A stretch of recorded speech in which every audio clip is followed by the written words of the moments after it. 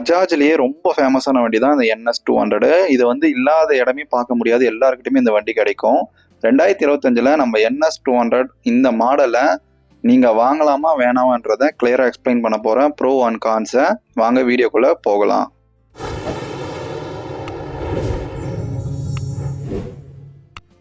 இதோடைய ப்ளஸ்லேருந்தே ஆரம்பிப்போம். ஃபஸ்ட்டு இதோடைய லுக்கு.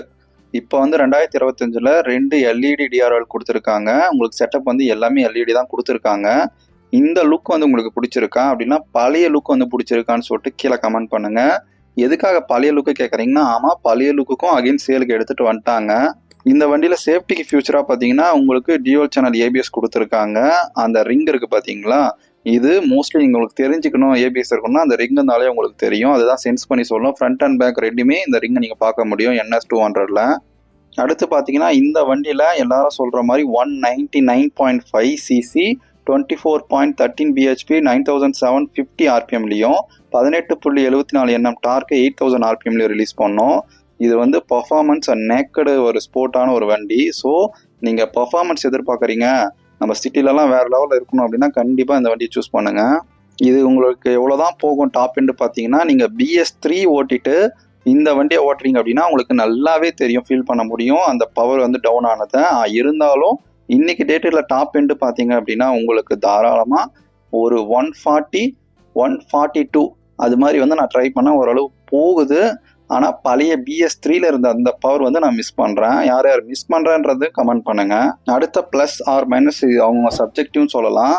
ஏன்னா இதுடைய அந்த ஸ்பீடோமீட்டர் தான், இது டிஜிட்டலாகவும் கொடுத்துருக்காங்க, ஓல்டு மீட்டராகவும் கொடுத்துருக்காங்க. இதில் வந்து உங்களுக்கு எல்லா கனெக்டிவிட்டி, ப்ளூடூத் கனெக்டிவிட்டி உங்களுக்கு வந்து எல்லாமே காட்டுறது உங்களுக்கு ஸ்க்ரீன்லேயே உங்களுக்கு தெரிஞ்சிடும். இது ஒவ்வொருத்தருக்கும் ஒவ்வொரு மாதிரி பிடிக்கும். அந்த ரீசனுக்காக தான் நான் இதை வந்து சப்ஜெக்டிவ்னு சொல்கிறேன். ப்ளஸ் அண்ட் மைனஸ் வந்து காமனாகவே அவங்கவுங்க டிசைனை பொறுத்து மாறும். அடுத்து பார்த்தீங்கன்னா கம்ஃபர்ட்டு நல்லாவே இருக்கும். உங்களுக்கு கம்ஃபர்ட்டு நீங்கள் சிட்டி ஓட்ட போகிறீங்க அப்படின்னா நல்லா வந்து ஸ்ட்ரைட்டாக இருக்கிற மாதிரி தான் இருக்கும். நீங்கள் லாங்குக்குமே எடுத்துகிட்டு போகலாம். இந்த சீட்டு பார்த்தீங்க அப்படின்னா எனக்கு வந்து கொஞ்சம் ஹார்டாகிற மாதிரி தான் இருக்குது. வேணும்னா வந்து நீங்கள் எக்ஸ்ட்ரா குஷனிங்கும் போட்டுக்கலாம்.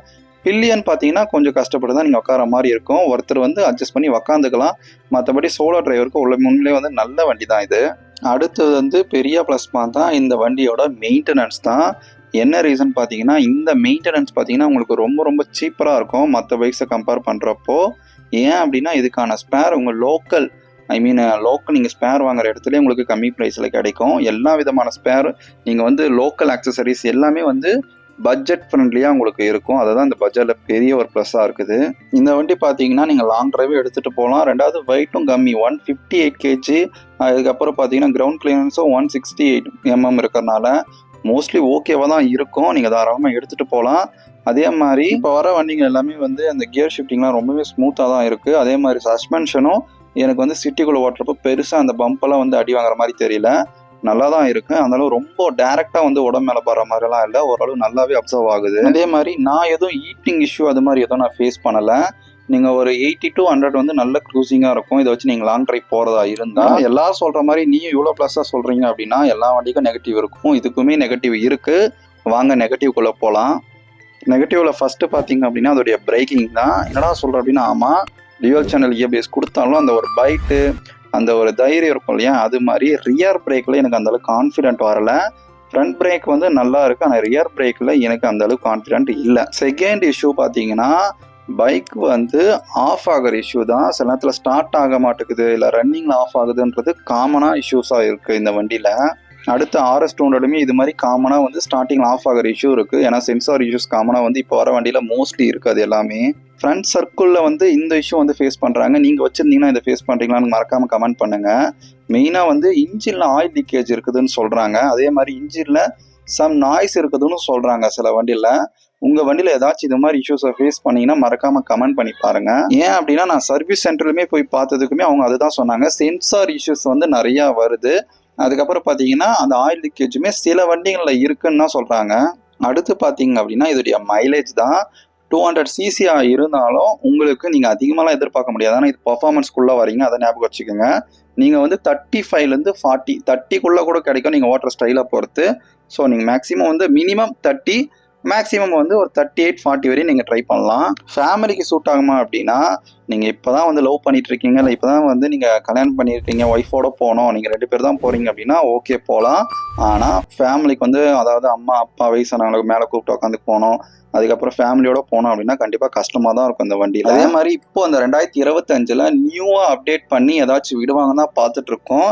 எனக்கு தெரிஞ்சு வந்த ஒரு சின்ன சின்ன லீக்ஸ் பார்த்தீங்கன்னா உங்களுக்கு கலர் ஸ்கீம் மட்டும் மாற்றி எடுத்துகிட்டு வருவாங்க அப்படின்னு தான் சொல்லிட்டு இருக்காங்க. ஏன்னா நம்ம ரொம்ப நாள் வெயிட் பண்ணியிருந்த RS 200லேயே பார்த்தோம் அதோடைய அப்டேட் வந்து எப்படி கொடுத்துருக்காங்க, எந்த அளவு ரொம்ப கொடுத்துருக்காங்க அப்படின்றதெல்லாம் பார்த்துருப்போம். ஆனால் இந்த NS 200 வந்து ரொம்ப லைக் பண்ணி வாங்குறவங்க அதிகம். இன்னமும் என் ஃப்ரெண்ட்ஸ் சர்க்கிள்லேயே வந்து நிறைய பேர் ட்ரீம் வெஹிக்கிளாக இந்த வெஹிக்கிளை வச்சுட்டு இருக்காங்க NS 200. அதோடைய லுக்கு தான் அதுக்கு மெயின் ரீசன். செகண்ட் அதோடைய பர்ஃபார்மன்ஸு, அதே நேரத்தில் பட்ஜெட் ஃப்ரெண்ட்லியாகவும் இருக்கிறனால உங்களுக்கு வந்து நிறைய பேர் இதை சூஸ் பண்ணுறாங்க. சரி எடுக்கலாமா வேணாமா அப்படின்னா கண்டிப்பாக என் சஜஷன் வந்து எடுக்கலாம். நீங்கள் ஃபேமிலிக்காக மட்டும் நினச்சி எடுக்கிறீங்க அப்படின்னா கண்டிப்பாக சூஸ் பண்ணாதீங்க. ஏன்னா பின்னாடி உட்காரது கஷ்டமாக இருக்கும், பில்லியன் சீட் இமேஜ் கம்மியாக தான் இருக்கும். இதுவே இந்த ஒரு ரீசனை தவிர்த்து நீங்கள் மற்ற எல்லா விஷயத்துக்குமே இந்த NS 200 யூஸ் பண்ணிக்கலாம். பக்காவான ஒரு வண்டி தான், எல்லா விஷயத்துலையுமே உங்களுக்கு வந்து பக்காவாக இருக்கும். நல்ல வண்டி தான், கண்டிப்பாக வந்து ப்ரிஃபர் பண்ணலாம். அதே மாதிரி இப்போ அர்ஜென்ட்டாக வாங்குறவங்க கொஞ்சம் வெயிட் பண்ணி எடுங்க. ஏன்னா அடுத்தடுத்த அப்டேட் வந்து வெஹிக்கிள் 2025 வந்துட்டே தான் இருக்குது. ஸோ வந்து அது மாதிரி வெயிட் பண்ணி எடுத்தீங்கன்னா உங்களுக்கான வெஹிக்கிளை கரெக்டாக எடுக்க முடியும். ஏதாச்சும் டவுட் இருந்தால் கமெண்ட் பண்ணுங்கள். அண்ட் தேங்க்ஸ் ஃபார் வாட்சிங்.